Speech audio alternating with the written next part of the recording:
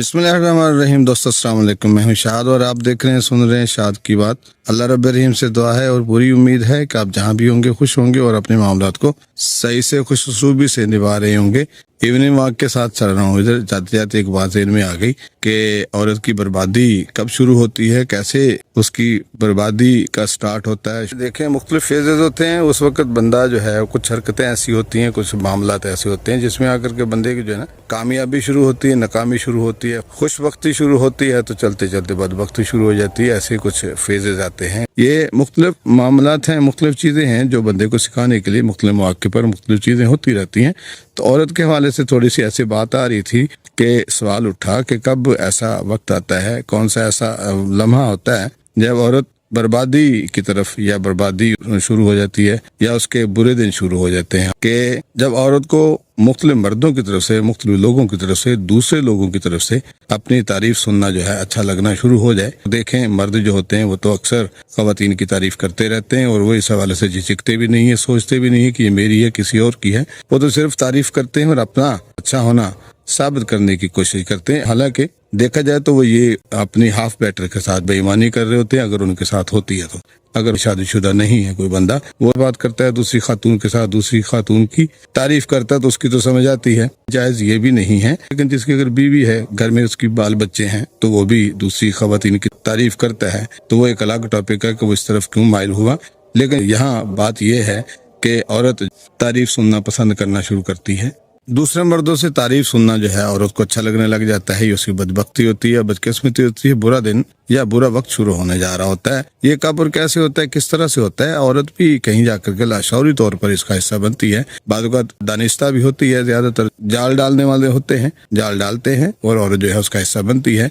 वो भी तभी जब कुछ चीजें के अंदर कमियां होती हैं, कोताहियां होती हैं, खामियां होती हैं, उसका हिस्सा बनती है। साइकोलॉजिकली वो कमजोर होती है। कि जैसे हम ये सिर्फ इस तरह से कह सकते हैं, ये बात दरअसल एक गहरी समाजी हकीकत या नजरिए की अक्कासी करता है, जिस बात पर जोर देता है कि जब कोई औरत अपनी इज्जत नफ्स और खुद एतमादी को दूसरों की तरफ से मिलने वाली तारीफ पर मुनहसर कर लेती है तो वो मुमकिन तौर पर नुकसान उठा सकती है। ये कब और कैसे होता है, किस तरह से होता है। एक औरत खुद एतमादी का इन्हिसार दूसरों पर जब वो करने लगती है, अपनी खुद की कदर को दूसरों की नजरों में अच्छा दिखने या इनकी तारीफ पर मुनहसर कर ले, तो वो अपनी असल शनाख्त और खुद एतमादी को खो सकती है। बाज़ ये होता है कि औरतों को तारीफ का नशा हो जाता है। देखे, तारीफ एक नशे की तरह ही काम करती है। बाज़ मुसलसल तारीफ की आदत पड़ जाती है और जब ये न मिले तो कमी महसूस होने लगती है, जिसकी वजह से औरत गलत फैसले ले सकती है, हद अबूर कर सकती है, हद से बाहर जाती है। धोखा हो सकता है औरत के साथ, इस्तेहसाल हो सकता है। कुछ लोग औरत की इस कमजोरी का फायदा उठाकर उसे जज्बाती तौर पर काबू में ले सकते हैं या अपनी मतलब बरारी के लिए तारीफ के जाल में फंसा सकते हैं। फिर ज़ाहिर है जो औरत किसी के दाम में आ जाती है, जाल में आ जाती है, फंसती है, तो उसके साथ बुरा होने का पूरी तरह खदशा रहता है, चांस बन सकता है। और फिर उसकी एक ज़ाती ज़िंदगी पर भी एक असर पड़ता है। अगर औरत को हर वक्त दूसरों से तारीफ की तलब हो तो अपनी ज़िंदगी के असल मकासद और रिश्तों पर तवज्जो नहीं दे पाती। वो जो ज़रूरी काम या ज़िम्मी काम जो उसके होते हैं उनकी तरफ ध्यान देना जो है वो मुश्किल हो जाता है, जो बाद में पछतावे का बायस बन सकता है। कर क्या सकते हैं, हल क्या होना चाहिए? औरत को चाहिए कि अपनी खुदी और खुद एतमादी को दूसरों की राय पर मुनहसर करने की बजाय अपने उसूलों और किरदार पर कायम रहना चाहिए। सिर्फ ऐसी तारीफ को अहमियत देनी चाहिए जो आपकी शख्सियत और काबिलियत से जुड़ी हो, आपकी सलाहियतों से जुड़ी हो, आपके हुनर से जुड़ी हो, ना कि सिर्फ ज़ाहिरी खूबसूरती। ज़ाहिरी खूबसूरती तो बहुत ख़वातीन में हो सकती है, साफ सुथरा रहने की वजह से।